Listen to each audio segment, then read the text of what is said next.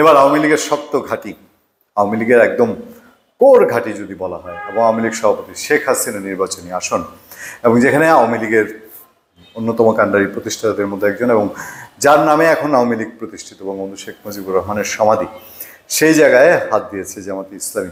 এবং জামাতে ইসলামের সেই হাত জ্যানতেন হাত নয়। বলা হচ্ছে 1971 সালের পরে স্মরণকালের সবচেয়ে বড়, এবং 71 সালের পরে জামাতে ইসলামী কোটালীপাড়া টুঙ্গিপাড়ায় সবচেয়ে বড় শোডাউন, মানে কোটালীপাড়া টুঙ্গিপাড়া যে নির্বাচনী আসন, সেখানের মধ্যে কোটালীপাড়ায় জামাত তাদের শোডাউন করেছে।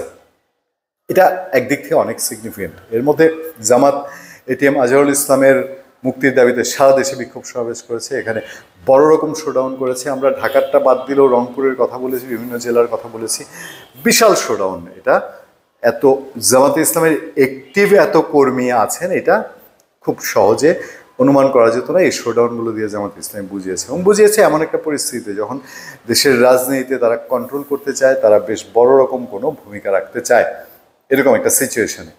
তবে কোটালীপাড়াতে শোডাউন হওয়াটা নিশ্চয়ই সিগনিফিক্যান্ট। খুব ছোট করে বললে, জামাত ইসলামের গোপালগঞ্জের আমির রেজাউল করিম, তিনি কোটালীপাড়া এবং টুঙ্গিপাড়া, যেখানে শেখ হাসিনা নিজে নির্বাচনে প্রতিদ্বন্দ্বিতা করতেন, সেইখানে তার প্রার্থিতা মোটামুটি চূড়ান্ত জামাতের পক্ষ থেকে, এবং সেইটাই কোটালীপাড়ায় শোডাউন করে রেজাউল করিম একটা খুব গুরুত্বপূর্ণ কথা বলেছে।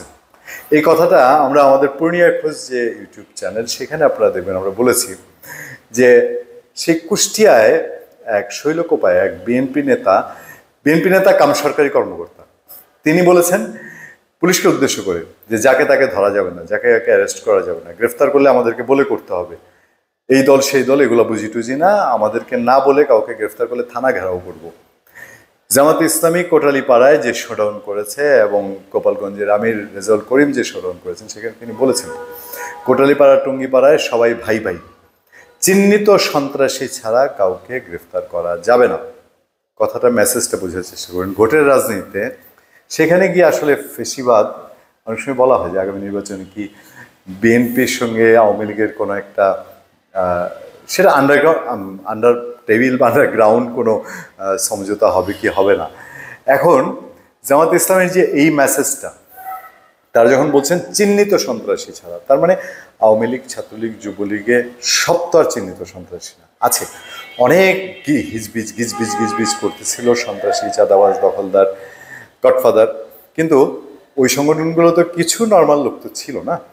তো যেহেতু জায়গাটা টুঙ্গিপাড়া এবং কোটালীপাড়া, সেইখানে যদি আওয়ামী লীগ বা ছাত্রলীগ, যুবলীগ বা কৃষক লীগ, তাঁতি লীগ, মৎস্যজীবী লীগ, এগুলোর বিরুদ্ধে চিরুনি সাঁড়াশি অভিযান চালানো হয়, তাহলে তো মনে হয় যে একেবারে কি বলে, ওই যে কম্বল বাঁচতে গিয়ে একদম মূল বাঁচতে গিয়ে কম্বল সারার অবস্থা হবে।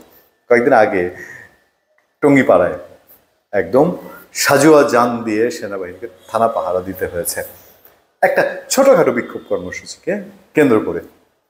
সেই ক্ষেত্রে টুঙ্গিপাড়া কোটালীপাড়ার ভোট টানার জন্যেই কি রেজাউল করিম, জামাতের গোপালগঞ্জ আমির, তিনি বক্তব্য দিয়েছেন, এবং 71 সালের পর তারা কোটালীপাড়াতে নামিয়ে তাদের শক্তি দেখাতে চেয়েছেন। ধন্যবাদ সবাইকে, ভালো থাকবেন, সুস্থ থাকবেন। আপনার সাথে আমি আতিক রহমান পূর্ণিয়া।